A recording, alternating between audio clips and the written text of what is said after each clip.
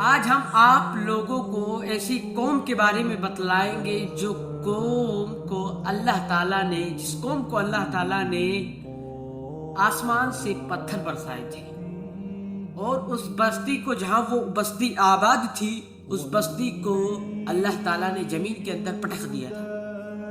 اس کا قرآن میں بھی ذکر ہے، قوم لوط کا ذکر قرآن میں بھی ہے۔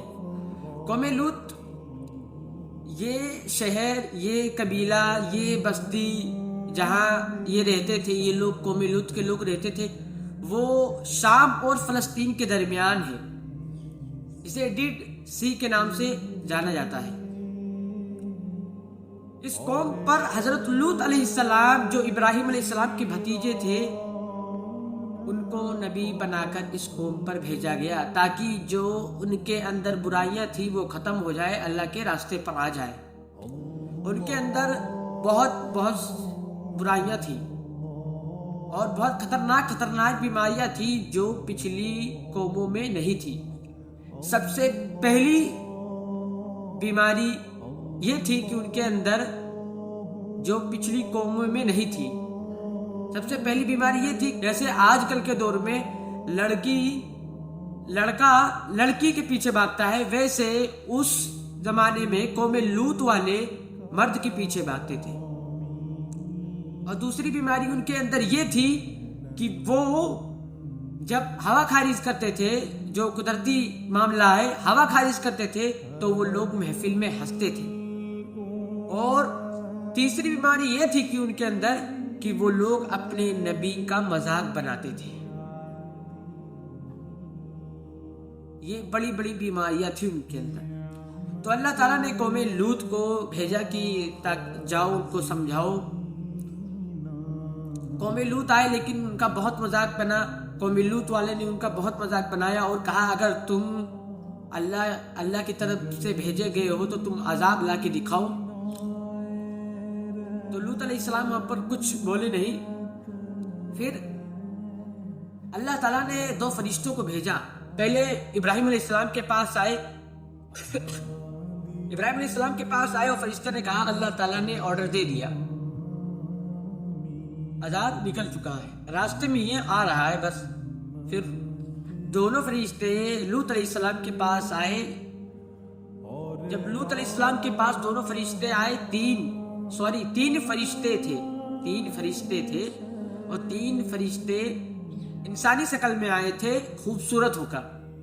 تو ان کے اندر، قوم لوط کے اندر بیماری تھی کہ وہ مرد کی طرف جھکاؤ کرتے تھے، وہ لڑکی کی طرح ریئیکٹ کرتے تھے کہ جیسے لڑکی آ گئی ہے۔ جیسے آج کل کے دور میں کوئی لڑکی سے ریئیکٹ ہو کر اس کی طرف بھاگتا ہے، ویسے ہی اس زمانے میں کوئی خوبصورت انسان دیکھ لیتا تو اس کی طرف جھکاؤ کرتے تھے۔ قوم لوط والے یہ حرکت کرتے تھے۔ تو جب تینوں فرشتے آئے تو وہ قوم لوط والے ان فرشتوں کے پیچھے پڑ گئے۔ تو قوم لوط علیہ السلام نے کہا کہ اللہ سے ڈرو۔ تو لوط علیہ السلام کو فرشتوں نے کہا کہ تم اپنے بال بچے کو رات کے ٹائم گھر سے نکل جاؤ اور پیچھے مڑ کر نہ دیکھنا۔ یہ صلاح دی کہ پیچھے مڑ کر آپ نہ دیکھنا ان کو۔ ان کی بیوی ان کے ساتھ میں نہیں گئی کیونکہ وہ قوم لوط کے ساتھ تھی، دل سے ان کے ساتھ تھی، اس لیے وہ عذاب سے نہیں بچی۔ اب یہ سوال اٹھتا ہے کہ قوم لوط کی بیوی کو عذاب ملا۔ قوم لوط کو بیوی کو عذاب اس لیے ملا کیونکہ وہ اسی میں شامل تھی، وہ دل سے قوم لوط والی کرتی تھی۔ پھر اس کے بعد جب اللہ تعالیٰ نے عذاب برسا دیا تو اس بستی کا ایسے ہلاک کیا کہ آسمان سے آگ کے پتھر برسائے اور زمین کو آسمان کی طرف اٹھایا اور زمین میں پٹک دیا۔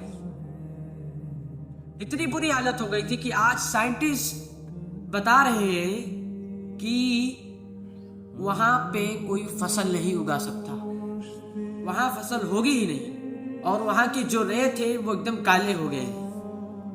اس ٹائم آسمان سے پتھر برسائے گئے تھے، اس کی وجہ سے آج وہاں پہ نہ کوئی فصل اگ سکتا ہے، نہ کوئی وہاں پیداوار ہو سکتا ہے، نہ کوئی پیڑ پودا دکھ سکتا ہے۔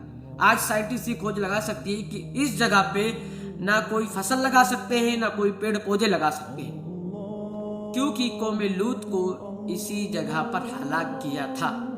تم مانو یا نہ مانو، لیکن یہ اصلی کہانی ہے، سائنٹسٹ بھی مانتے ہیں۔ سائنٹسٹ صرف یہ مانتے ہیں کہ یہاں پر نہ پیداوار ہو سکتا ہے اور نہ ہی پیڑ پودے لگا سکتے ہیں، لیکن اللہ تعالیٰ نے بتا دیا کہ ہم کہاں پر، کس جگہ پر اور کیسے ہلاک کیے ہیں ان لوگوں کو جو لوگ اللہ کی نافرمانی کرتے تھے۔ جو قوم گناہ کو قبول کر لیتی ہے تو اللہ تعالیٰ کا عذاب آتا ہے۔ آج ہمارے اندر اس سے زیادہ برائیاں ہیں، اس سے خطرناک والی برائیاں ہیں، تو ہمیں افسوس کرنی چاہیے اپنے گناہوں پر، اور اپنے گناہوں افسوس کر کے اللہ تعالیٰ سے معافی مانگنا چاہیے۔ چلیے ملتے ہیں اگلے ویڈیو میں، اور اگلے ویڈیو میں میں آپ کو کسی اور قوم کے بارے میں بتاؤں گا۔ اگر ویڈیو اچھا لگا ہو تو سبسکرائب کر لینا، اور چینل پہ نئے آئے ہو تو سبسکرائب کر لینا، اور پرانے ہو تو لائک کر دینا۔